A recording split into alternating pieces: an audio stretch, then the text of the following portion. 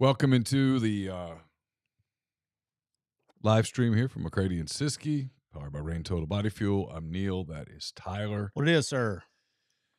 Oh, just another Monday. Kind of feels good to be home. Haven't basically been home like 2 nights in the last 14 days. And I got in my bed last night. I was asleep within 3 minutes. My sleep score was awesome, except for the latency. Latency means how long it took you to go to sleep. I basically fell asleep immediately, which is Didn't register. It was an indication to them that you're too tired. Love it. So I was I was glad. It was good to be home. Yeah. What's up to everybody in the chat? I know we got a bunch of people on TikTok, and y'all are more than welcome to come join us on the MPW Digital YouTube channel. If you are on TikTok, Cole has already posted the link in the profile for this show. So if you click the link above, it will bring you straight here. So real quick before we start the audio file grind, appreciate your super chat grind. Says, can we have y'all's predicted order to finish of the SEC? Yeah, we're gonna get to predictions. Yeah, we can do that in a minute. Yeah, we can do that in a minute. I have no problem with that. I did not do one in Dallas, not because I intended to vote and just got busy. And on the day that they put the ballots out, I think they wanted them by the end of the day, Wednesday. And Wednesday was easily my busiest day. And I looked up and it was like 3-something. And I'm like, I got to go to the airport. I don't have time. And then I just didn't do it. So yeah. Did you plan to come home Wednesday, or was it did you forget that there was a fourth day? No. I knew there was a fourth day, but I had to get to Fayetteville on Thursday to help the girls. So I needed to get back on Wednesday so that I could get there on Thursday. Looking back on it, what I probably should have done was, but the problem was, I should have had someone take me to the airport on Sunday, and then I could have flown into Northwest Arkansas. Oh yeah, on Thursday evening, and drove back, and then ride back with them. But I didn't think to do that, and they would have needed me on Thursday, and I wouldn't have gotten up there until late Thursday, and that would have been insufficient. Gotcha. Let's rock and roll, dude. We got a busy day today.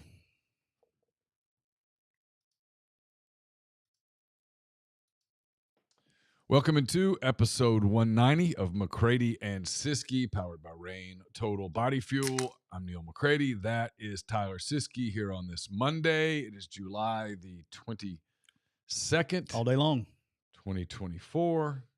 A lot going on in the world. A lot going on as we get NFL camps get started.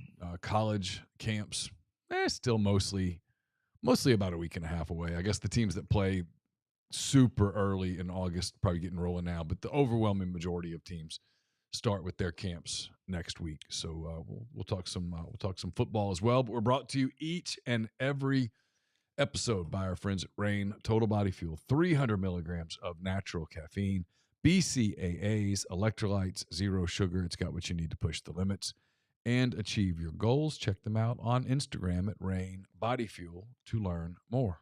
Neal, I'm rocking with my last can of the peach nectarine. Yeah. So it's the first flavor to go. Yep. Yeah, I held on to this last can for a long time, but you know what? I just felt like a peach nectarine today. And Neal, I don't know if you're aware or not, but it's kind of like a Chilton County peach in a can. That's what I heard. Really good stuff. Love me my peach nectarine. I reached out. Speaking of Rain, I reached out to my guy Bob the other day, make sure that he didn't get caught up in all the air traffic issues going on this past weekend. He said he just got back to Atlanta. He was able to drive home, but all of his team got stuck. So that was a mess. So let's go ahead and hop into the Grind's super chat. We'll go ahead and we'll start it off there. Might as well with super chat. Grind, appreciate you. Grind says, can we have a predicted order of finish for the SEC? So we'll do a little bit more in depth later on before we get started. We've crushed it a lot, but I know where I'm kind of at with the SEC. And then Neal, you can obviously expound on it where you're at. To me, the SEC is Georgia and Texas. There is a separation from after Texas just because of the elite rosters. That's where I'm at there. And then I would call it a second tier. And these could be, in my opinion, this tier, any of these teams could play for it and get to the playoffs. They're that kind of caliber team. That would include Ole Miss. That would include LSU. That would include Tennessee. That would include Alabama. That would include Texas A&M. Yep. And then that would include Missouri. Mm-hmm. Okay, so that's really 8 teams. I feel like I'm missing one. But those are 8 teams I think Oklahoma would be teams that are going to have something to say about who wins it, or good enough to where if they put it together, stay healthy, the schedule hits right with depth and all that stuff. Because depth is going to be the issue going into this fall, right? And the last half of the year, and especially, you're looking up, you could play 16 games if you look up, and you could end up playing 16 games.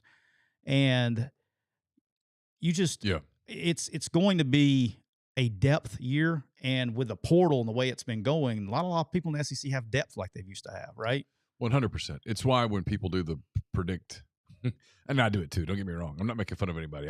I have no problem making fun of media when I feel it's important to make fun of media. I've got one TV on CNN, one TV on Fox News. That's literally the comment we got. So you're just looking at me right now. I like to on days like today, I like to compare coverage. The truth is somewhere in the middle. Yeah, the truth is like where that window is right there. Hey, look. Here we go. We got CNN over here. We got Fox News over here. And then right here by that window, that's where the truth is. Right there by that window. But yeah, and then I did skip today to watch some court TV stuff because Karen Reed was back in court. And I was like, hey, I need a diversion. You're vested. I need a diversion from this. Let's see, a 2nd-degree murder trial. There we go. What can happen? Anyway, what was I saying?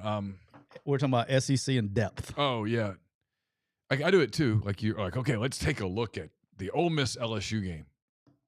All of those games are done with the assumption that everyone will be completely healthy, and guess what? No one will be completely healthy. No. There will be injuries that will impact the race, right? But I did this 8 days ago when I went to Dallas. I actually did it on the first day that I was there. That Sunday, I said my predicted order of finish. I said, if I remember to fill out a ballot this week in Dallas, my predicted order of finish will look like this. And I did not remember to fill out a ballot. I vote about half the time. I vote as much for SEC Media Days as I typically do, like in state and local political races. Okay, that's fair. About half the time. That's fair. I got Georgia winning it. I got Texas 2, Ole Miss 3, Missouri 4, Alabama 5. And by the way, I have 5 teams from the SEC making the playoff. Okay. So that's not insulting Missouri or Alabama. I think they're playoff teams.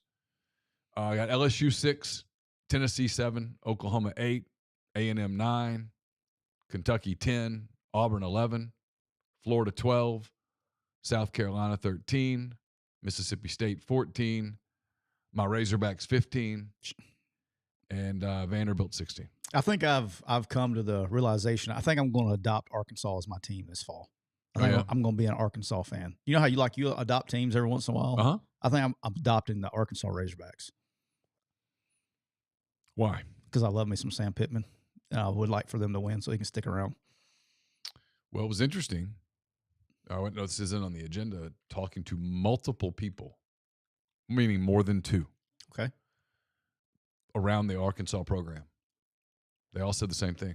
They think this is his last season regardless. Oh. They think that even if he wins enough that he will use this as an opportunity to head off into the sunset, head down to Lake Hamilton, and enjoy himself, that he has hit that point where he's ready to do something else. This particular era of college football is not for him. Man, I don't know that. It's gonna break my heart. Let me be clear. I'm not reporting that. I don't know that, but there were multiple people, meaning more than 2 Arkansas people who said that. Yeah. But yeah, I think I don't disagree with your poll there. I think there's 8 to 9 teams that could. Here's the deal. There's 8 to 9 teams, in my opinion, in the league that are actually good enough to get to the playoff. But, Neal, as you've proven on this show many a times, every single Saturday, 50%, I believe that's the number. Yep. Somewhere around 50%. Every single week. Lose the games. Every single week. Somebody has to lose. Yes. And they play each other because they're in the same conference. Yes, there will be losses. And so I think there's probably 9 teams that are talented enough to get there. Who gets out? Who is, if you told me, hey, if this was a 4-team playoff, I think we could really narrow the list down of who could make the playoff. But now that you're going to 12, you're basically, hey, who can win 10 games in the league? That's a lot of teams that can win 10 games. Let me give you 3 certainties. Okay. However many SEC games are played over the course of the season, divide that in 2, there will be that many losses. Okay. Secondly, someone will underachieve. That's two. And someone will overachieve. Well, that's Profound. profound. Guarantee it. Neal Stradamus. I mean, it's why when I mean we do this, and I'm cool with it. I do it too. Yeah. I'm not making fun. I had people go, "Why do you make fun of this?" I'm like, I'm not making fun of it. I'm just pointing out that it's July. Like, I had a really good one of my day job at rebelgrove.com. One of the subscribers was in the midst of a compliment. He was very nice. He was making a suggestion about guest on to talk about non-SEC teams. We're going to talk non-SEC today. And he was, saying, hey, get a writer on that covers, Kansas State or Oregon. It was a great suggestion. I said, it's something I thought about, but I wanted to wait until those teams have had a few weeks in camp where you can say, okay, what have you seen? And by that point, there's probably been an injury. Some team's going to lose a starter in camp for the whole year. It's going to happen. Lock it in. I don't want it to happen. Hope I'm wrong, but I'm not. Somebody's going to tear an ACL in camp, lost for the season. Someone's going to get hurt, lost for 6 weeks. It's just the way it is. Injuries happen in camp. Yep. And so in many ways, a lot of what we do in July is obsolete by the middle of August. I understand why we do it. I'm not criticizing it. We'll do it again next year and the year after that. But I do think sometimes it's like when I laughed on Friday. I was pretty busy. I wasn't paying a whole lot of attention to what was going on in social media, but I laughed on Friday when the media poll came out. It's like, you people are idiots. Like, well, of course. Like, literally, like, the people who should be the most upset on Friday are Georgia fans, because the media, and I'm in it, we get it wrong like 80% of the time when we try to pick a SEC winner. Right. The team that we pick to win the SEC, like it's like an uncanny number, doesn't win it. So, I mean, if you're a Georgia fan, instead of Friday going, we're the overwhelming consensus pick to win it, your response should be, damn it. Does that make sense? Oh, it does. I actually had something like this when yesterday. I told you yesterday I was drawing up some stuff to talk about the just fan reaction to preseason talk. And it's great for us because we have a podcast and it's July, but the fan reaction to preseason talk it's funny because it's like, if you're expecting to have a good year, okay? So Ole Miss, sure, expecting to have the best year they've had in a long time, right? That's what everybody's expecting. If anybody goes against the grain, it's like, we're being disrespected. Well, I can't believe the level of disrespect. I think for some Ole Miss fans, Friday was, oh wow, everyone's picking us to make the playoffs.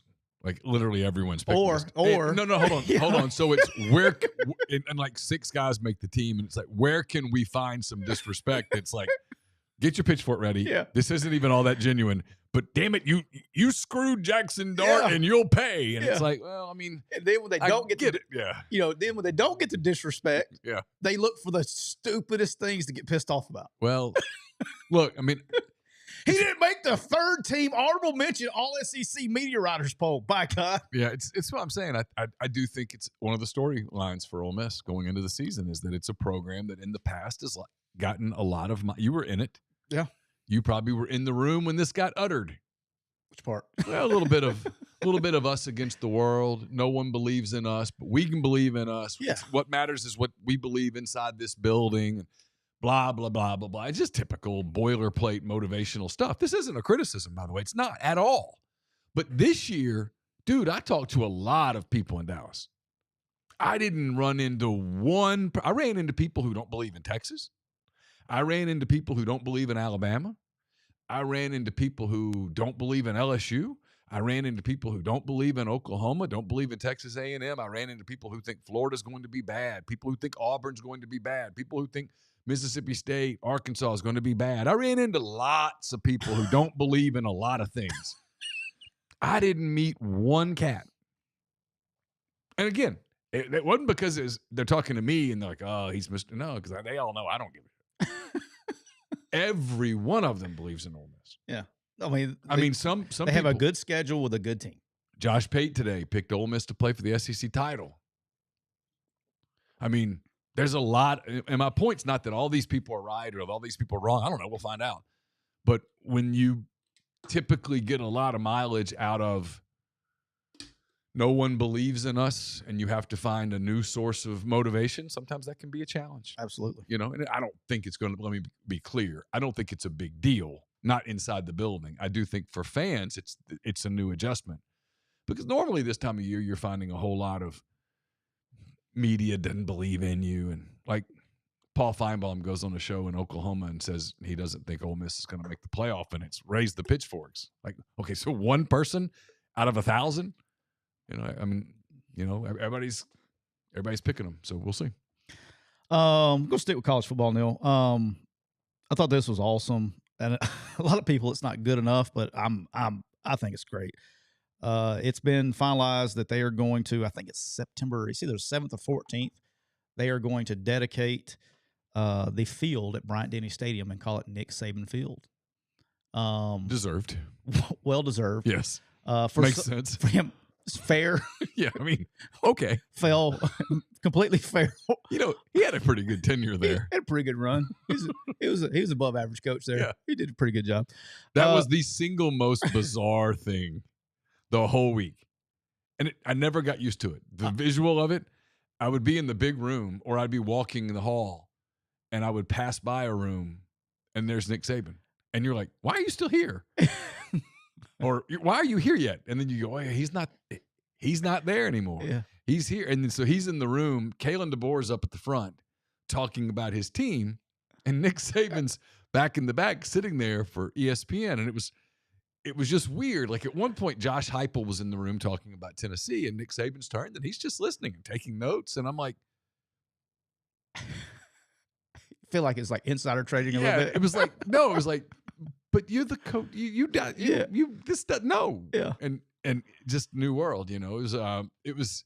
He was great. I mean, we said on our show last week or whatever, we did a show. I thought he was great on the SEC network, and I wish. If I had a criticism about the whole week last week, was they let, I guess, Nick, because he's a morning person, they let Nick do the morning. They split the crews, right? Yeah. So they bring in 2 different crews throughout the day. Well, like, they should have made an exception to bring Nick back for everybody in that league that coached for him. Like, he wasn't up there when Lane came up there. Right. You know, like, for every coach that he coached, you know, that he worked with, with Billy, with all those guys, there was a lot of people that wasn't, that Nick wasn't up there for. Yeah. That would have been, that's the TV everybody wants to see. Like, how do you let, he's in the building, he's in his hotel rooms. Hey, look, Nick, here's what we're going to do. Look, we're going to let you take a break when Eli Drinkowitz is here, but we want you here for Billy. We want you here for Lane. We want, you know, you got Sark, Billy, Lane. I mean, who else am I missing? I mean, it'd been interesting with Brian Kelly because he used to be the head coach at LSU. Like, there'd have been so many things that you got a chance to get Nick Saban in a laid-back interview with one of his former. That's gold. You know what I'm saying? The season didn't end in Dallas, though. We'll have more opportunities. But I know, but that would have been. They missed that one. But it probably would have. But a lot of Alabama fans, I was just saying all that say this. They were very upset. They were ready to kick Denny. They said, I saw on the next round. I saw a tweet out the next round. I actually made me laugh. They were. Ryan Brown said, he goes, Denny, you got your chimes. It should be Bryant Saban Stadium. I think it should be Saban Bryant Stadium. Oh, dude, that'll get that will not work. That will not work in the state of Alabama. Gun to your head, who's a better coach, Bear Bryant or Nick Saban?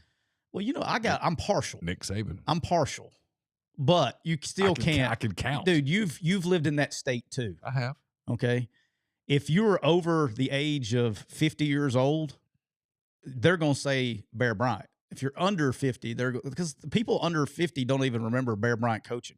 I mean, I'm 46, and Bear Bryant's last year coaching, I was 4.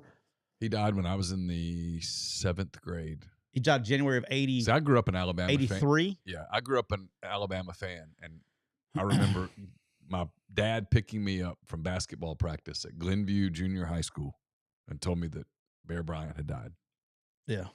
So was that January of 83, right? Yep. Okay. So, but I guess my point is this, is like, you can't, let's keep the field. We're good there because you're going to have that problem everywhere. Mm-hmm. Like if there's an Auburn coach that turns into a Nick Saban, okay, they're not going to rename the stadium. It's going to be Jordan Hare Stadium. And then they call it Pat Dye Field. It's Jordan Hare.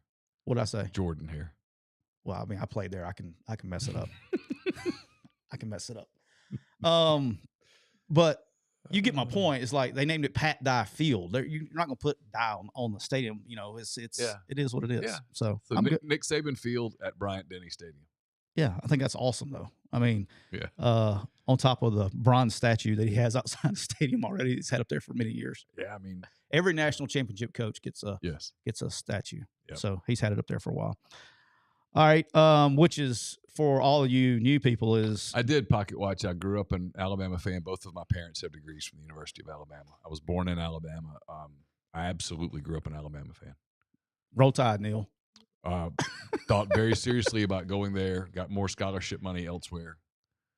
Went where the scholarship money was because I thought that was the right thing to do. And then eventually the water ski team at Monroe was just too much to pass up. You had to. I had the most fun that I ever had in college was at ULM. Just mess with you. That's the truth. All right. I did take a visit to Alabama. Did you? Yeah, I did. It was just kind of intimidating at the time. So it's the same thing with me. Is like my kids, because of the years, I've been in Oxford since 2018. So my kids were basically 11 and 10, and then my 8-year-old was basically newborn, right? So they're Ole Miss fans, right? Which is very bizarre for me, but they are, and so I mean they're like diehard. Like yesterday, I was doing a live on TikTok, and Knox walks in with an Ole Miss shirt. And somebody about had a heart attack. It's like, well, man, that's what my kids are Ole Miss fans. So yeah, it's okay. There's worse things. I could say something, but I won't. It's not worth it. Not worth it. Not worth it, Neal. All right. I want to talk about this because we've covered the SEC, especially when you've been at SEC Media Days last year, and I got asked this a bunch on the lives that we were doing on TikTok over the weekend and later part of the week. Teams outside of the SEC that you're interested in watching that could play spoiler, that fans, and we're big in SEC country, but a lot of fans need to pay attention to. And let's start in the Big 12. Okay. So the Big 12 for me, kind of the reason I'm starting here too is this kind of answers another question. Is a popular question on the lives is, hey, who is a surprise college football playoff team?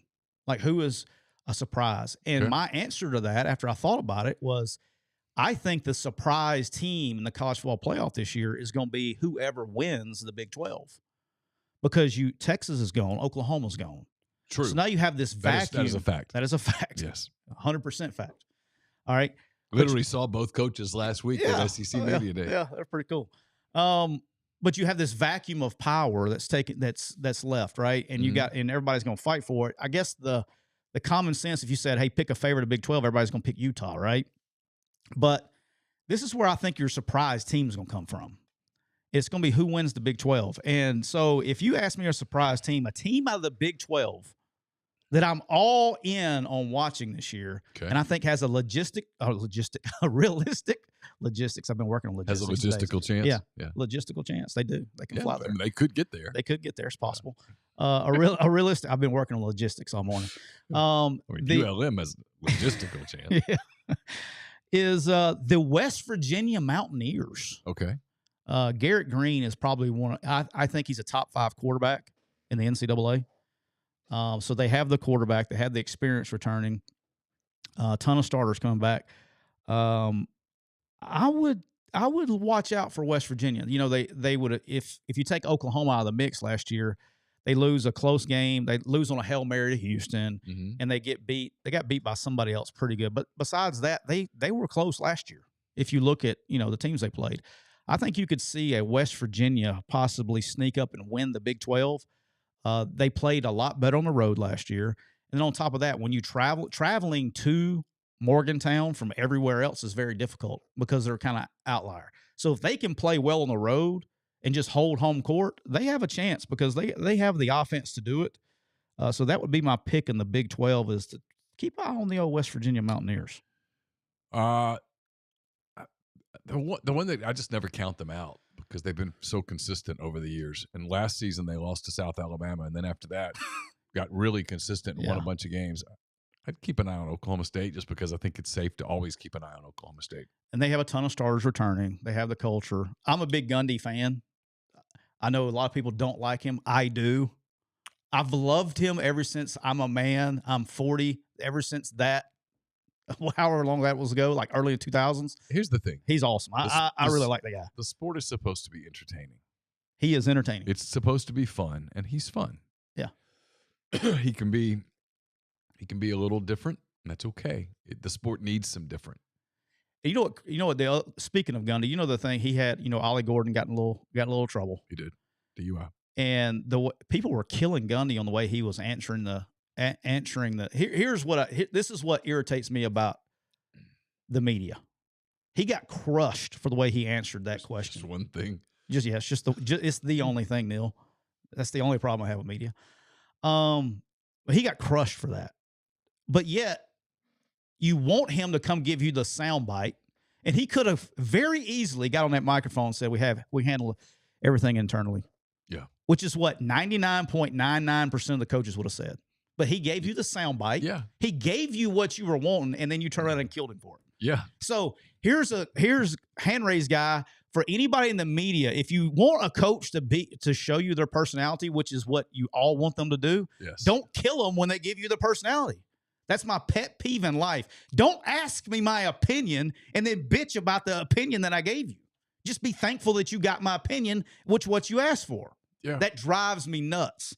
But good for you, Mike Gundy. I said Mike Gundy. Good for you. Rain started kicking. I hadn't had a rain in about 4 days. I like it.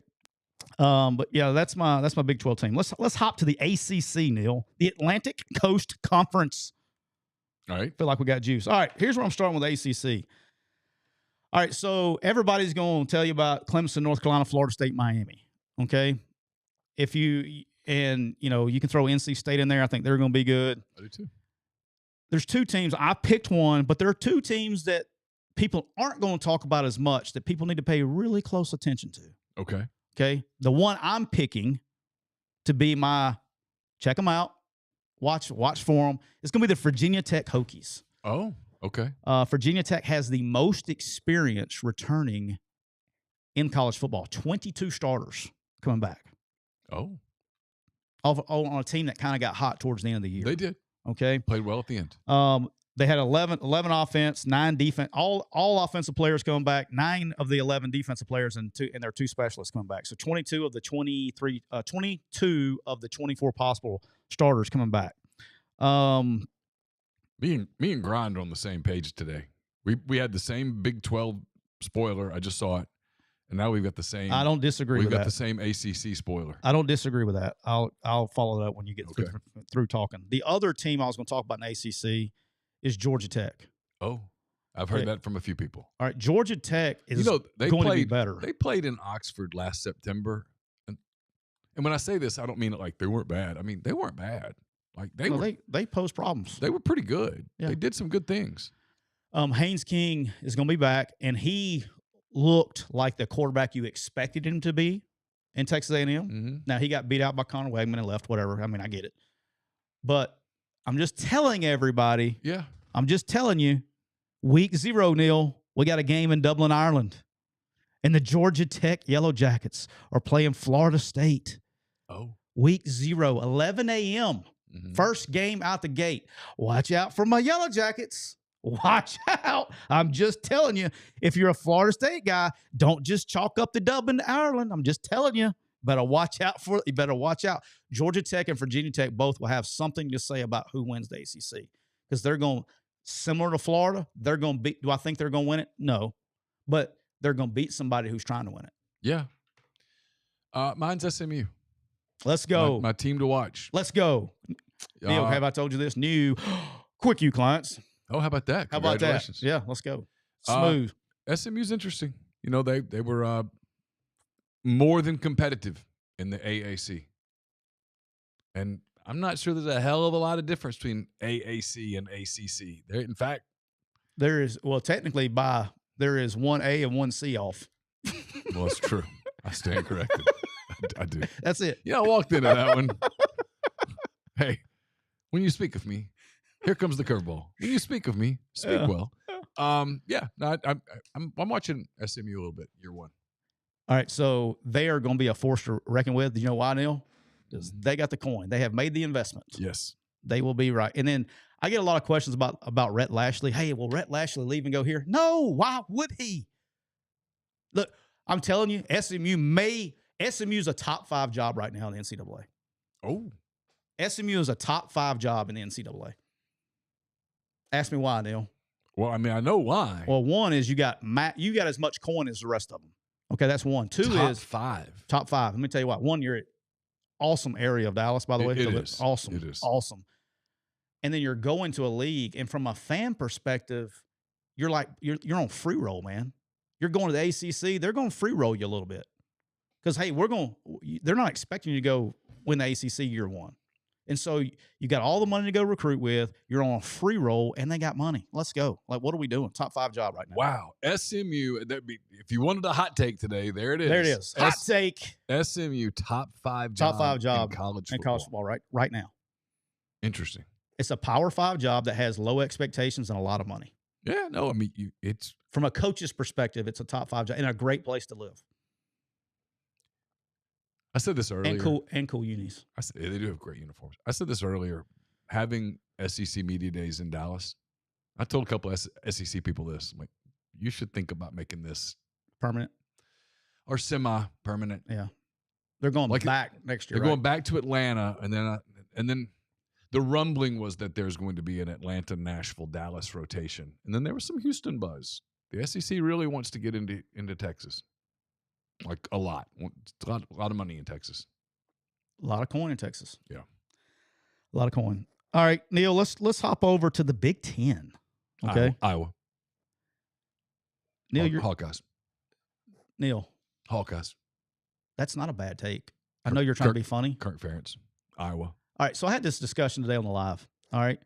Somebody said, what would you do to change Iowa's offense? I said, I wouldn't change anything. And everybody's like, how would you make it more explosive?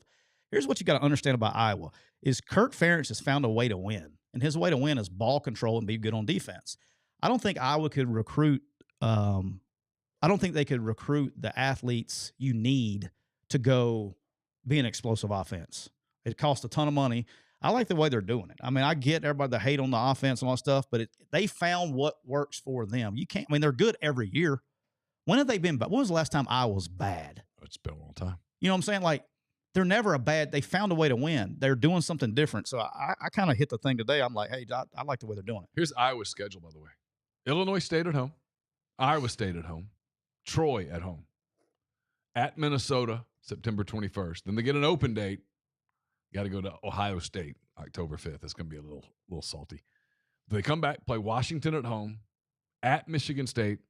Home against Northwestern. Home against Wisconsin. At UCLA. At Maryland, home against Nebraska. Yeah, it's manageable. You beat Washington. You got a shot at 10, 11 wins. Well, one of the teams, my Big Ten team is on that schedule, Neal. Okay. The Big Ten team I like. Let me guess. Maryland. No. Okay. The Big Ten team I like. They are a Quick U client, though. Yeah, I know. I knew they were. You knew that was coming? Yeah. Give me the Nebraska Cornhuskers in year two with Matt Rule. Okay. All right. They have the 3rd most returning starters in the NCAA. Oh, okay. All right. And they're adding a quarterback named Dylan Raiola, the freshman phenom, to that mix. Yeah. I'm a big believer in Matt Rule. I think he's one of the elites. He's won everywhere he's been. Always has been an exceptional college coach. And there's always been a very visible jump from year 1 to year 2 with him, everywhere he's been.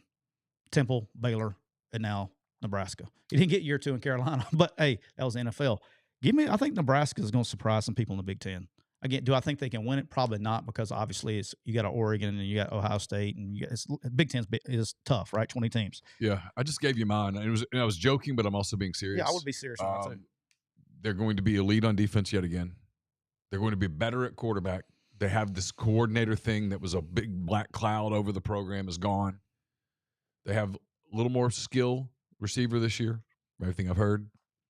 And again, I just went over the schedule. It's not brutal. Give me the Iowa Hawkeyes. And Iowa's 10-2.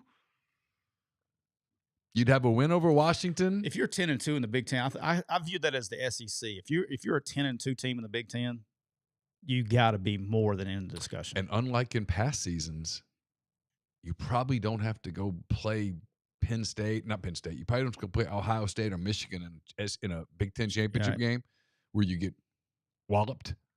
And so the committee has really hard. There's going to be a lot of antacid gone through late in the season when teams are trying to parse 10-2 Big Ten versus 10-2 SEC. It's going to lead to a lot of emotional takes. Agree. And that you're going to have to look at the schedule. Like, that's the thing with Missouri, right? If Missouri goes 10-2, but they lose the wrong 2 games, and then you look at the rest of that schedule, and you're like, ugh. And then you look at somebody like Iowa, who may have lost Ohio State in a close game. They play all those good teams. You got to look at it. It's going to be interesting. How fun is, like, selection show going to be for football this year? Oh, it's got a chance. It's got a chance. Got a chance. Got a chance. Got a chance to be really good. Got a chance. All right, Neal, Grind, appreciate you leading off the Cooper Chevrolet. I forgot to talk about Cooper Chevrolet chat. We'll talk about it at the end of the show. But I appreciate you reading starting off with this. This is per multiple reports today. And I saw everybody tweet it. So that's why I said, how about my media here? Per multiple reports. Okay. Florida State and Clemson are not expected to notify the ACC of their departure prior to the August 15th deadline. So I said, whatever, it wasn't our last show for that. I'd heard the July 12th date or whatever. Yep. Very quickly after we had that show, all of a sudden reports came up with a Big 12 and this. Mm-hmm. At the end of the day, they went shopping, Neal. They let everybody know that we're trying to get out. And they did not get the suitors that they were looking for. They told the girlfriend, listen, I think we should see other people, and which is usually code for there's somebody else. And they stood up on the new date. She said, you know what? You've said this so many times that fine, let's see other people. And then he went and asked out the girl that he had his eye on. She told him no. She said, no, I'm good where I am. I don't even appreciate your interest. Yeah. I can't believe that you would do this to her. No, thank you. Florida State, and I'm going to be careful here because I talked to a lot of people in Dallas. Okay. Florida State did themselves no favors with the way they handled this. The public nature with which Florida State handled this was a turnoff. Yeah, I can see that. To the SEC. I mean, no argument here. Literally, the boyfriend thing is not the worst analogy. It's, God, you're a scumbag. Oh.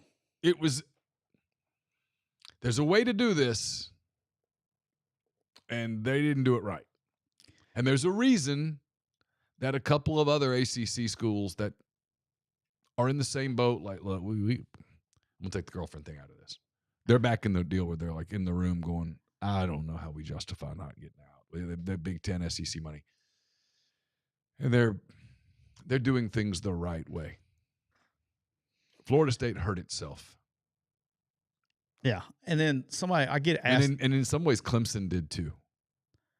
Not as bad, though. No, not as bad. It's recoverable. Yeah. Florida State hurt itself. Now, look, the Big Ten, here's the thing with the Big Ten. The Big Ten looks at Florida State and just goes, academically, you don't fit. That's what fans don't understand. That academic thing's real with the Big Ten now. Yeah. And the SEC looks at him and goes, what do you bring to the table? Look, I was in Dallas. Texas, Oklahoma, it just felt right. It was new. It was kind of exciting. Big fan bases, big brands, big state flagship schools. I mean, University of Texas, you can love Texas, hate Texas, do horns up, horns down, whatever you want to do. What you cannot argue about Texas is, damn, that is one big brand. That is a big brand. Oh, yes. Like when Texas shows up, you're like, oh, there's Texas. What's top 5? Easy. And then Oklahoma's not higher than that. Big top growing 3. state. Oklahoma City is thriving. Tulsa, where my cousin Mike Neal is the president of the Chamber of Commerce, is thriving. Okay. There's a lot of business coming to the state of Oklahoma. That's a big school. It's been growing. They've been getting record freshman classes at OU. OU's excited. Look, Oklahoma coming to town. Like when Oklahoma goes to Auburn, everybody at Auburn's going to be jacked up for that big game. That's going to be big. It's going to be cool. And people are going to be going to see something new. A big Oklahoma fits. What does Florida State bring to the table? Well, they have a really good football team, Neal. So what? So does 3/4 of the league most of the time. The SEC's not looking – it's bigger than that. Well, they're really good at baseball too. It's bigger than that. What they don't bring that big of a they don't bring anything new. Again, I said this on the morning show. I'll say it again. If you tell me the SEC expands, I'll tell you who it is. Are you going to say North Carolina? North Virginia? Carolina. Is Virginia the other one? Because they got to bring another one. I mean, or is it North Carolina Clemson? If you made me bet, the only school I'd be willing to bet on is North Carolina. Gotcha. I mean, I've heard the same things on the North Carolina. And I'd part. be willing to bet whatever on North Carolina. I think the that Big one's Ten, easy. the Big Ten wants North Carolina too. And they fit the academic. They fit academically there. North Carolina is in the catbird seat. If they want to leave, they can leave. Now they've got to figure out. North Carolina would probably love for all these other schools to do the dirty work, leave, bolt, and some of these schools probably look. There's people that are reporting this. I don't know if it's true or not, but it rings true. There are some schools in the ACC that are like, this thing's going to fall apart eventually. We got to get out. The Big 12 will take us. We ought to go.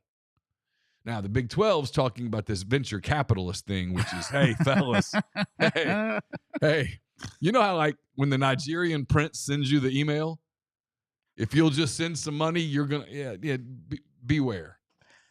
In the chat, John Carey says UF doesn't want FSU guaranteed. Yeah, they do. Because that's if you told me if I was Florida, I'd be begging for Florida State to come into the SEC. Why?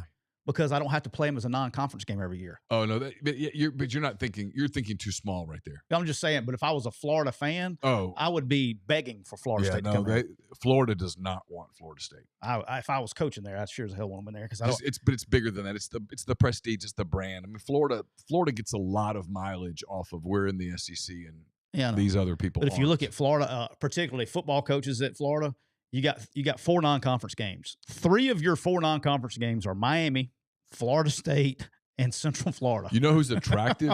you know who's not to the SEC, but you know who's attractive to a lot of these other leagues is USF.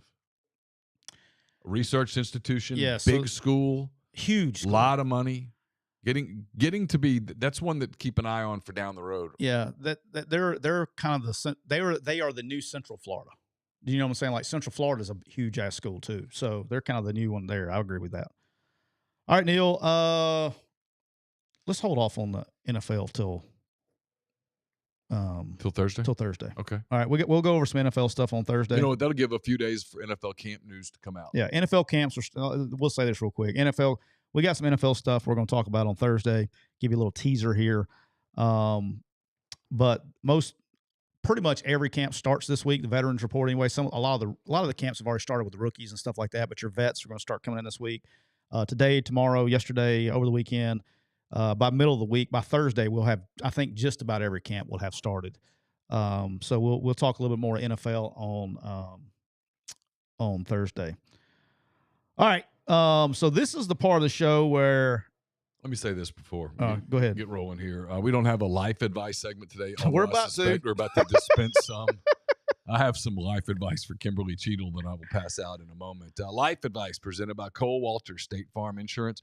Cole is licensed in auto, home, life, health, business, and pet insurance for the whole state of Georgia. Contact Cole at 706-525-7850. You can also find him at ColeWaltersInsurance.com. All right, so this is the part of the show that I know Cole. I think Cole is monitoring the TikTok chat. So Cole, if you see me get a warning right here, give me a heads up and I'll turn it off. Well, you know what? I can tell you, I can't speak for you, but I can tell you that I'm not going to be all vitriolic here. I never am. They just don't like it sometimes. Actually, today I have been quite proud of your reactions. Well, not only that, but I've been quite proud of Congress people on both sides of the aisle, Democrat and Republican, have all expressed abject horror at the answers from Kimberly Cheatle, the director of the Secret Service, who appeared in front of the House, I think, Select Committee today. Yeah, so both Republicans and Democrats. tore into her there were a couple of exceptions where people tried to make it about politics or make it about gun control, or one person tried to make it about race, and a Republican person tried to make it about DEI. But for the overwhelming most part, 95%. both parties were well represented today in their questioning of Kimberly Cheatle and then their abject horror at her answers. So I turned it on and watched it. I was working, but I had it on, and I watched pretty much the whole thing. I watched an hour and a half of it. I watched enough. Well, if you watched her answer about 3 people, you saw the same thing. You saw her answer everybody. It was getting, I mean, just, there's been, all right, so give you a background, guys. So Kimberly Cheatle, the head of the Secret Service, United States Secret Service, went to Congress, like Neal said, and was subpoenaed, did not volunteer to go. She was subpoenaed to go. It's been 9 days since the investigation. And I would say more since the shooting. Since the shooting, when I say the investigation. You said investigation. Since the attempted assassination attempt on President Trump, there'd been 9 days. And they were asking yes and no questions. They were asking all kinds of questions. And her response was, the actual jokingly title of our show today is that I will have to find out and let you know. Did not know. That was pretty much the answer to every single question that I don't know. I'm not aware of that. And then it was like it was like simple questions too, like the timeline or any simple question was, I'm not sure. One of the questions was, has there been a cleanup on the roof? And there's literally video of an FBI agent after doing, I guess, whatever they were investigated on the roof, spraying down the roof. A person wearing an FBI jacket spraying with the commercial grade water hose. Yes. Why is it so hard to go yes? There has been cleanup. Yes. That's the frustrating part, is the simple questions that she couldn't say yes or no to. Did you have someone stationed on that roof? Yes or no? I can't answer that. Yeah, I can't answer that this time. Really? You can't tell Congress? What you were subpoenaed by I mean, this isn't like the Topeka Chamber of Commerce asking questions here. This is Congress. This is everyone. And she's done an ABC News interview too. You know what I'm saying? Like that's she told ABC News 97% more than she told the freaking United States Congress, which she was subpoenaed by. It was so ridiculous. Like, I don't know. It's almost like she was throwing it in the towel, like making them want to fire her. She did answer this question. Has anybody in the Secret Service been fired? No. She did answer that one. But it's almost like she was setting herself up to making them fire. It's like I was just and there was so frustrating. There were some questions that she should have answered honestly, which was the former president notified before that rally that there was a person of interest in the crowd? Was the former president notified that there was a person on the roof armed? Well, Trump has already answered that in an interview with, I believe, Fox News that's supposed to air tonight, I think. But the excerpts have already been released. He said he was not notified. Again, and I'm going to be clear, this is not about Democrat, Republican. We live in a country that has enemies. It's very important in a country that has enemies to project strength. And one of the ways that you project strength is by protecting your leaders.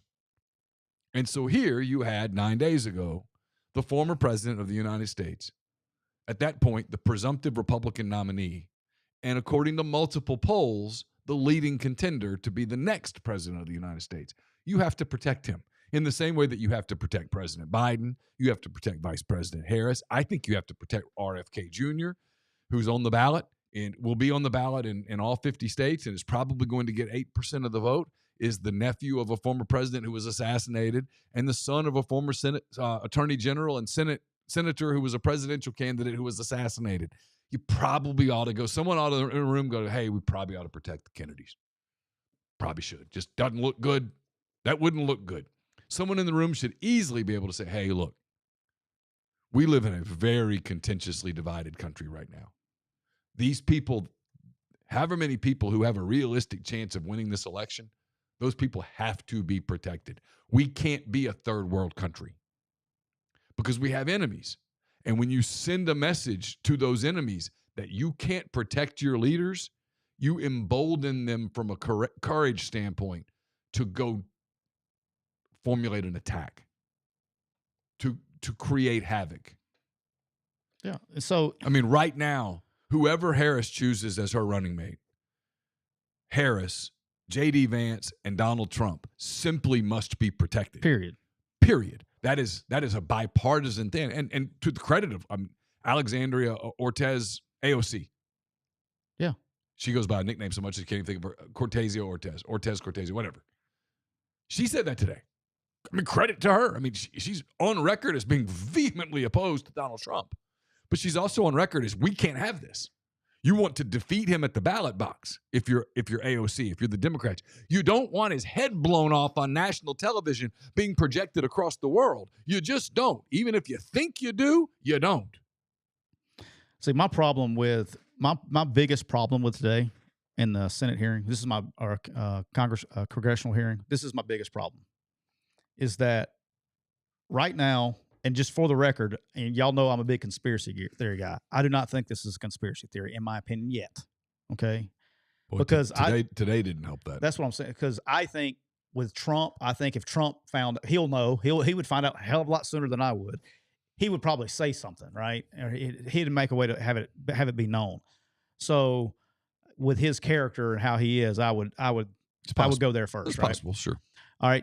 But today you had a chance to all these people out there throwing all these crazy. I'm talking about, dude, there is some outlandish conspiracy theories. Of course. I've seen videos of people in the water tower. I've seen all these videos, right? Yeah. I've heard of separate bank accounts for the guy. He's at 3 offshore accounts. I've heard everything. I've heard Secret Service was snipers were actually in the building below him, not above him, and just all kinds of stuff, right? You've heard me say this before.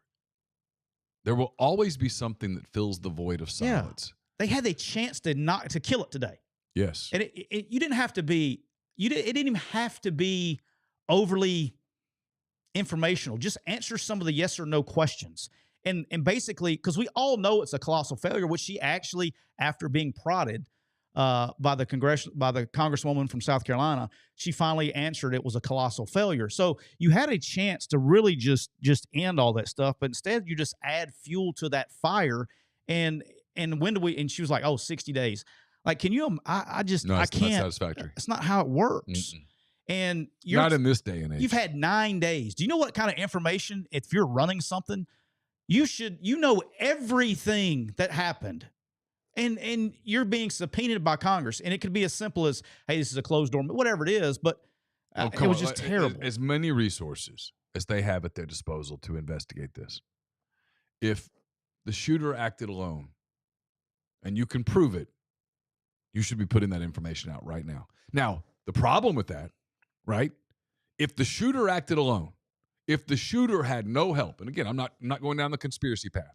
I'm doing the if. Yeah. Okay. In this hypothetical, if the shooter acted alone and had no help, okay, well, man, you got a world of problems, because that means that he hit a gun. Just follow me along. Mm-hmm. He hit a gun on top of that roof. No, he hit behind an air conditioning unit. Presumably hours before the shooting. He's roaming the grounds over there. He's flying a drone. He got up on that roof. I've heard that he bought a ladder. I have no idea whether he took the ladder to the site.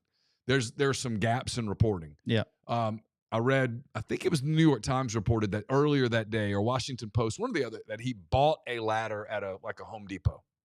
I've seen that. But somehow, in this scenario, without any assistance, he gets on the roof, gets in position. People see him. There's video of people seeing him. So none of this is, we're not speculating here. People see him. They're like, hey, there's a guy up there with a gun. Presumably that is getting radioed, whether it's Secret Service or local police or whatever. That's getting communicated. Hey, Billy, 10-4, there's a man with a gun on top of the AGR building.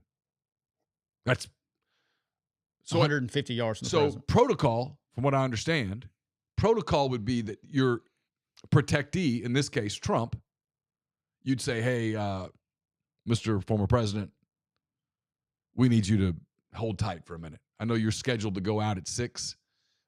We don't want you out right now. We have a problem. Hold tight.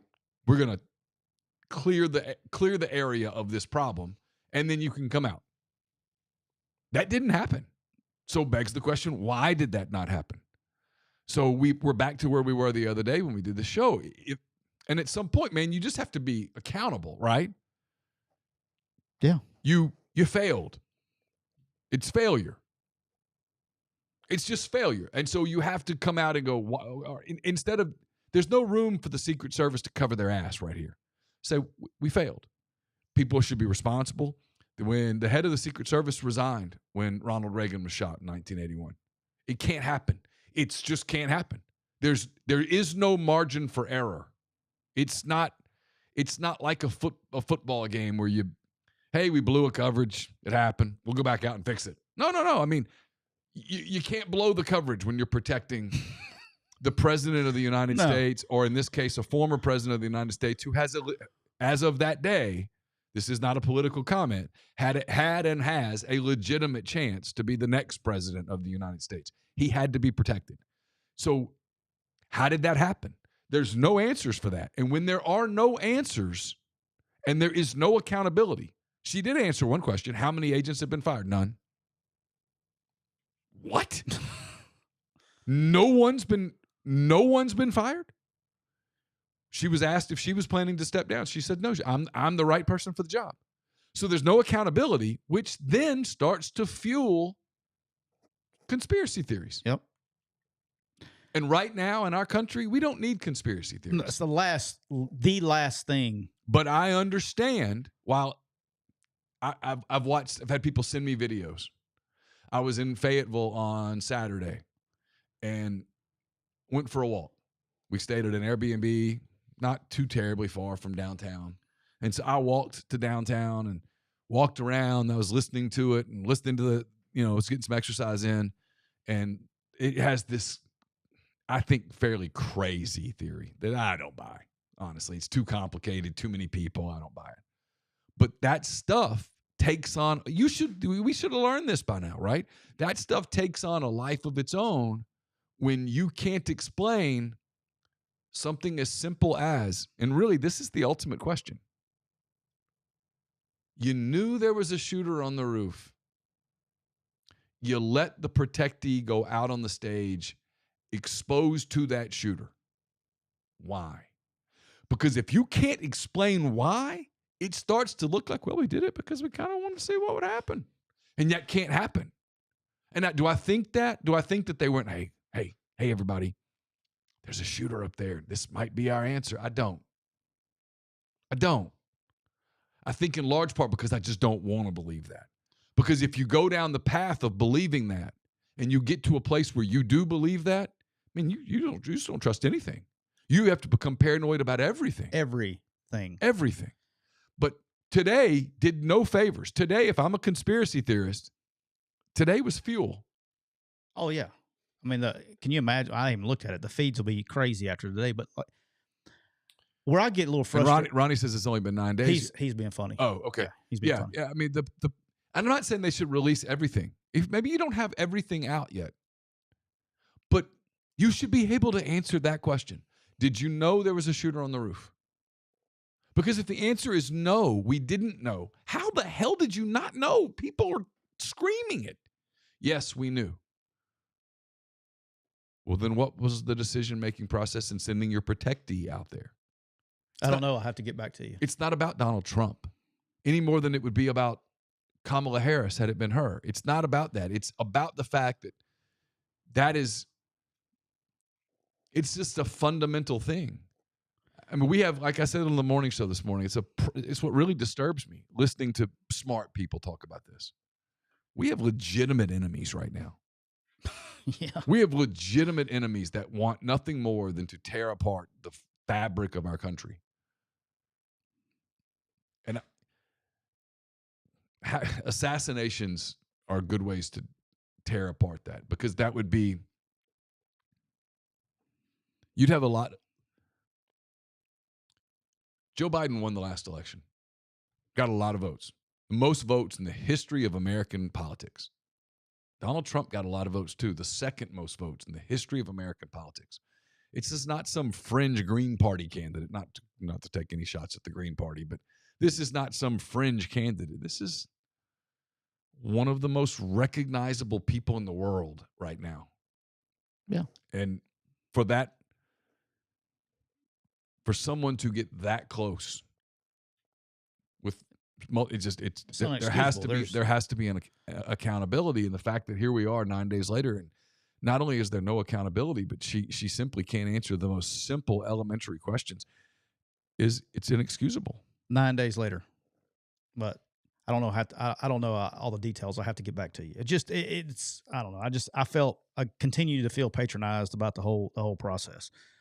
All right, Neal. I know. I listened to a little bit of your show this morning. I know that y'all talked about it a little bit, but we have to. And then yesterday afternoon, Joe Biden drops out of the race. I have one question. Why hasn't he been seen in public yet? Why did he? It blows my mind that a sitting United States this is just me. No, I'm with you. Sitting United States president drops out of the race. He's been called to drop out of the race ever since the debate, right? Yeah. And now you talking about conspiracy theory? That was a political coup. They had to. I don't even think that's a conspiracy theory. I think that's a fact. That was a political coup to get him out. They never wanted to run, but that's a whole nother thing. They set him up for failure. All right, but how in the world do you drop out of the race? And you don't even do it publicly. You're the president of the United States. Yeah. And you don't do it publicly. In 1968, the last time this happened, did it on national TV. Yeah, Lyndon Johnson spoke for an hour. But you do it on Twitter. On Twitter with no letterhead. I'll give you my two guesses. One is that this was a decision that he didn't want to make, that he was essentially forced into making. Does he know he's made that decision yet? And I don't know. I don't know what his mental state is. And then the second part is, I'm going to give him the benefit. But again, this is where these things tie together, okay? This is why I tell people all the time, you don't want these things, no matter what your political leanings, you don't want an atmosphere that becomes ripe for every conspiracy theory in the world. Yeah. Because at some point, people start believing everything. And if you start believing everything, you got it. Yeah, you become a lunatic. Here's the problem, is that by having this lack of transparency, it fuels all the stuff out there about, does he even know? Is he even alive? All this stuff. And I'm like, shut up. I mean, I'm going to give the benefit of the doubt in this moment because I can't prove otherwise. Maybe he got COVID.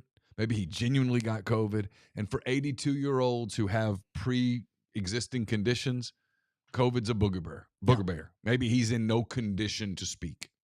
Maybe he's not in an emotional position to speak. Look, as recently as a week ago, it got overlooked because it was so fresh after the Trump shooting. He did an interview with NBC's Lester Holt. Yeah, I saw that. And the interview was hyped up, and then Trump gets shot, chaos. That was story A, story B, story C. And so Biden giving this interview was story D. But in that story, he was adamant that he was staying in the race. As late as Saturday, I remember seeing this, I guess it popped up on the news or something that afternoon, that evening. He was staying in the race. He told his people, hey, we're marching on. Harris had done a call, I think Friday or Saturday, with Democrat donors. And in it, she had said he was still the best candidate. They're going to win. We're going to win, referring to she and Biden. So maybe it's all of those things. Maybe he's just not quite ready to talk. He said that in the statement, he said he's going to speak to the American people later this week. And I hope he does. Because if you go down that, hey, you can't believe a word we say thing, that's not good. And so here what do you think? Why do you think he hasn't appeared? One, I don't think he had a choice. I think he was told what to do. I personally, this is just me. Okay. I feel he's sick. I feel he has Parkinson's disease. Well, yeah, that's obvious. Okay. Yes. I think he's worse off health wise than what's being let on in public. You know, there was a rumor, it got out on Air Force One that there was a medical issue, and it got shot down. But subsequently, some people have come out today with no, there was a medical issue. There's a rumor that there was a medical issue in Las Vegas that at one point they were going to transport him to the hospital, and I think airlift him someplace. They were getting him someplace. I don't know whether that's true or not. Right. Again, it was a lead that some guy that had like 1 million followers on Twitter or something, that's a reporter. I saw that he said, I got a lead, did not run with it because I couldn't confirm it. But when he he didn't leave because of COVID, he left. There was a medical emergency and they were going to have to take him or all that stuff. And now they did show him walking upstairs very, very slowly. Yeah. But walking upstairs, you know, so to leave Las Vegas. He left Vegas on Air Force One, and there was video of him getting onto the plane. But I think he's sicker than what's even being reported. That's my opinion. That's my opinion. Whether it be whatever it is, I think it's worse than what's being let on. And I will say this: I'm not convinced that Kamala Harris is going to be the nominee either. Oh, I am. Because she hasn't got the right support from Nancy Pelosi and Chuck Schumer and Barack Obama. Pelosi support came out today. She did? Yeah. And the rumor is that Schumer is doing it today also. Yeah. Now, why is it? I think what we're finding out about, and look, other people have said this, is that Barack Obama and Joe Biden, their families do not like one another. Okay. There is some strife there. But I do think she will be the nominee. I don't really, from a logistics standpoint, time standpoint, from a money standpoint. Because she's the only one that can use the money, right? Well, and legally, and more money's coming in for her. The LinkedIn Hoffman, I think is his name. He's pledged his support to her. She's gotten, other than Obama, she's really gotten every major endorsement that one would need to do this. And they don't have time to have a primary. And here's the other thing. And I said this earlier, if you're on the Democratic bench and you're one of the people that has a realistic shot to one day be president, so we're talking about the governor of Maryland. I can't think. His name always escapes me. He just became governor, but he's very impressive. You're talking about the governor of North Carolina. You're talking about Wes Moore. Wes Moore. Gavin Newsom, Gretchen Whitmer, people who either get mentioned or have kind of put out feelers that they're thinking about putting together a run. If you're Gretchen Whitmer, for example, you don't take your shot right now. This isn't your best shot. You don't have time to take your best shot.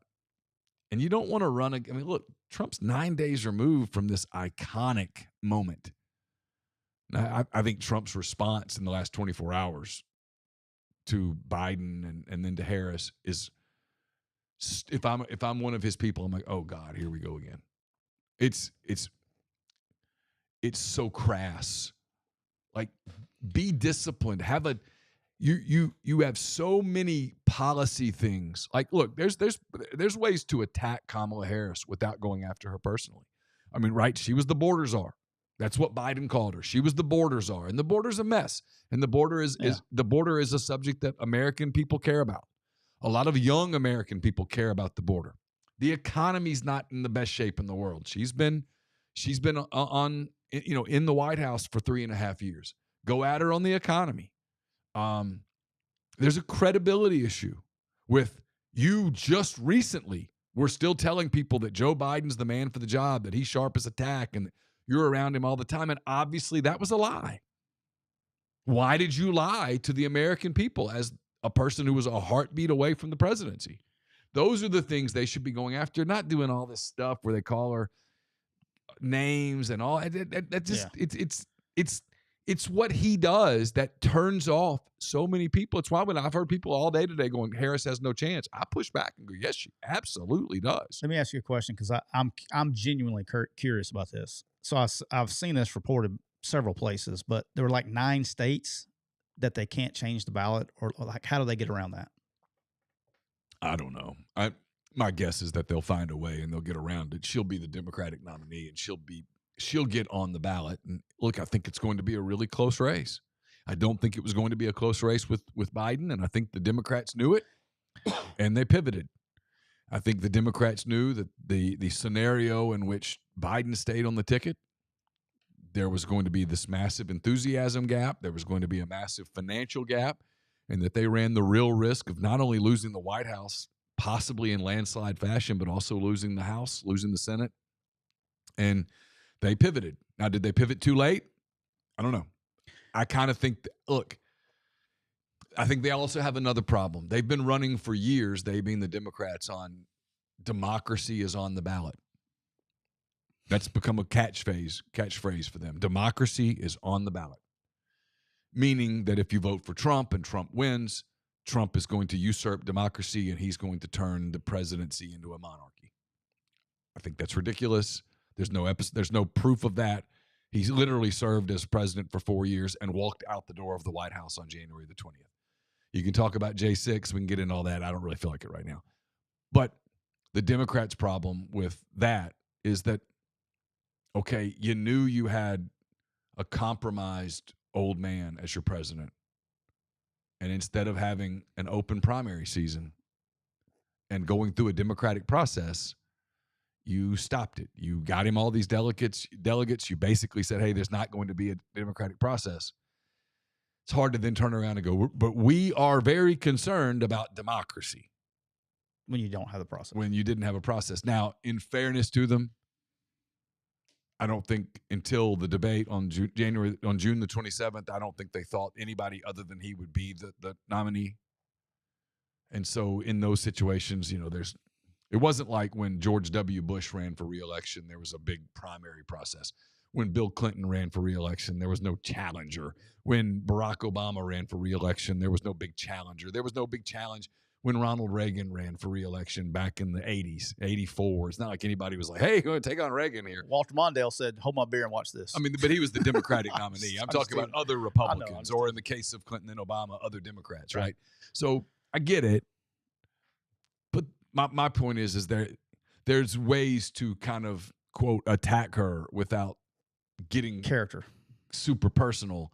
And the super personal part is when he does that is what turns off kind of the proverbial moderate housewife. Yep. And here we go again. And it shows you that it's not about toning it down. It's about discipline.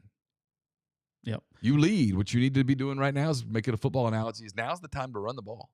Run the ball. 4-minute drill. Little play action pass here and there. Protect your lead. 4-minute drill, man. Just, hey, when it comes time to punt, make sure you're in punt protect. Get off a good punt to the sideline. Kick it out. Hey, Charlie, kick it out of bounds. We're not kicking that guy. We're not the punt returner. He isn't touching the ball. If he catches the ball, it's going to be because he ran into the tuba player over there. Okay, it's got to be that. And right now he's not showing that discipline, so it's kind of interesting. I did find it interesting this morning. Did you watch any news this morning, or did you just do Fox and CNN? I didn't this morning watch either. I actually went for a run and listened to Breaking Points. I did find this very interesting. So I encourage you to turn on the NBC Nightly News tonight. Okay. I encourage everybody to turn on the news. So I noticed, just like probably most of everybody, because we always joke about, when you turn on whatever network you turn on, what opinion you're getting because they're so coached and skewed. That's why we got one-on-one, one other than the truth right there by the window. So ever since that debate, Neal, all of the quote-unquote liberal media have been attacking Joe Biden to get out of the race. Have you noticed that? Of course, right? Sure. Okay. Well, by gosh, this morning he's out of the race. Now they're praising him. Now He's a hero. They've turned back. Instead of being they were borderline positive Trump. Borderline. They just cut out the negative. Boy, that switched gears this morning, boy. Yeah. Hey, we're back to left and right. Game's on now. Yeah, oh yeah. Now that Biden's out, all the media turned. No. They were like, oh, we're back now. So, we got a chance now. I mean, overnight, the entire temperature of the media changed overnight on NBC, on CBS. Overnight, they went from, I can't believe this guy's in a race. He is, they're border. I mean, they were talking negative for a month talking negative, and then about all the policies and all the failures. And now all of a sudden he's out of the race. We accomplished our goal, guys. He's out. Okay. All those polls that we got you to do and say that he bought it. He's out. Now we're going back and attacking Trump again. And the Democrats are the greatest people ever. Overnight. I mean, look, overnight. It's going to be a crazy 100 days. It is. It really, and I mean, all right. Last thing, if you're fascinated by politics, these because right now we're kind of living history a little bit right now. You're living every day. There's I think Trump would be only the second president in American history to serve a term, lose the office, and win the office back. And now I think Biden becomes the second sitting president to not seek re-election. Lyndon Johnson was the other. Who was the other president that didn't serve consecutive terms? It was like in the 1800s. And Gotcha. I can't remember the name. All right, here we go. So there's actually, we'll finish this up a little politics / sports. I don't know if you saw this or not, but there's actually a wager that you can go place right now of Nick Saban being selected as the vice president of the United States at 250 to 1. Ooh. Wow. How fascinating would it be if Nick Saban were on the Democratic ticket? First of all, because Trump's super popular in Alabama. Hey, first of all, he ain't gonna be the vice president. He'd tell her to kick rocks. Yeah, we ain't doing this shit. Right. But I think where that came from, all kidding aside, he is really, really, really good friends with Joe Manchin. Yeah. Joe recently became independent. He got away, but they grew up together. I think he knows him back from West Virginia, right? So I think that's where that came from. But here's my question to you, Neal. If Nick Saban was on the Democratic ticket as vice president, would the Democrats win the state of Alabama? I would guess not. I don't know, man. I would guess not. Trump. It'd be interesting. What did Trump win in Alabama last time? Like 79% of the vote. It was some incredible number. Couldn't begin to tell you the last time a Democrat won the state of Alabama. But I mean, there it was. I don't. I'm gonna look that up. I want to say he won 70-something% of the vote in 2000. I mean, dude, it's. I half joke about there's no sense in ever. I mean, you have to, but it was a joke I made about. Your vote doesn't even matter in the state of Alabama, right? Yeah. I mean, it does, but you get what I'm saying. Yeah. But you're not spending your ad dollars in Alabama any more than like Trump's not spending his ad dollars in California. He's not winning. I'm trying to look up when the last time a Democrat won the state of Alabama. But it's been, let's see here. 19 Jimmy Carter carried Alabama in 1976. Okay. And then before that, they got oh, that's one international. I say that. This is Wikipedia. But anyway, I think that's close to right. But it's been a long time. Yeah. Nobody, pretty much anybody alive voting. I think it's Jimmy Carter. I'm more interested in what the percentage was. Presidential race 2020 Alabama. Let's see what it comes up with. I need my glasses. I'm getting old. I was a little off. Trump had 63.1% of the vote. Yeah, still a lot. But anyway, that would be. I don't know, man. I bet he could swing 13%. I don't know. You don't know? I mean, as the vice presidential candidate. What if he was the presidential candidate? Oh, I mean, all bets are off. All bets are off. I'll bet you if Nick Saban was the presidential candidate, they would carry every Southeastern Conference state. It just means more, Neal. That would be, you'd really get to test it means more.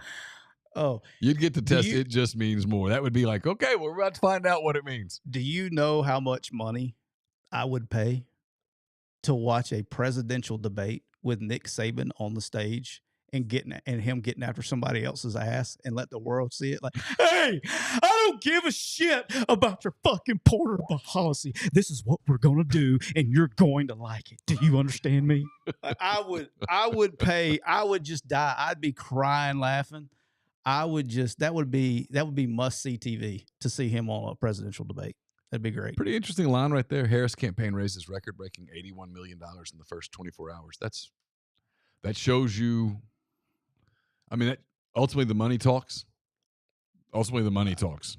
I think that was they're not going to tell you that they're going to use statistics you can put any way you want to. There were a lot of people holding back money that's been known. Of course. I think that's the people that were holding back money that have always given. Sure. That are now giving. So. Sure. But they weren't going to give that money. Had Biden stayed in the race, they were going to say, hey. Yeah. So Kevin says Nick handled the White House press corps. I would do that. That would be so classic. I would literally pay money. He would get really frustrated because there'd be some people that would challenge him in the press corps. There wouldn't be a press corps. He would be doing the press conferences because he's one voice guy. He would do all the press conferences. Well, then he would tell you what, you'd find out just how little sleep Nick Saban can operate on. He can operate. All right, Neal, I know we got to wrap up. I want to remind everybody, thank everybody in the Cooper Chevrolet chat, cooperchevrolet.com. Go check them out. They have over $7,200 off MSRP or 5.9% APR up to 84 months on the Chevy Silverado, the 2500 heavy duty and work trucks, plus no payments for 90 days. Our rates beat banks and credit unions. Learn more. Call Cooper Chevrolet at area code 256-236-4481. That's 256-236-4481. And tell them that your friends McCready and Siskey sent you. We've been brought to you by Rain Total Body Fuel. Rain Total Body Fuel. If I can get the there it goes. 300 milligrams natural caffeine, BCAAs, electrolytes, zero sugar. It's got what you need to push the limits, achieve your goals. Check them out on Instagram, Rain Body Fuel, to learn more. We'll be back with you guys on Thursday. Until then, for Tyler, I'm Neal. Take care.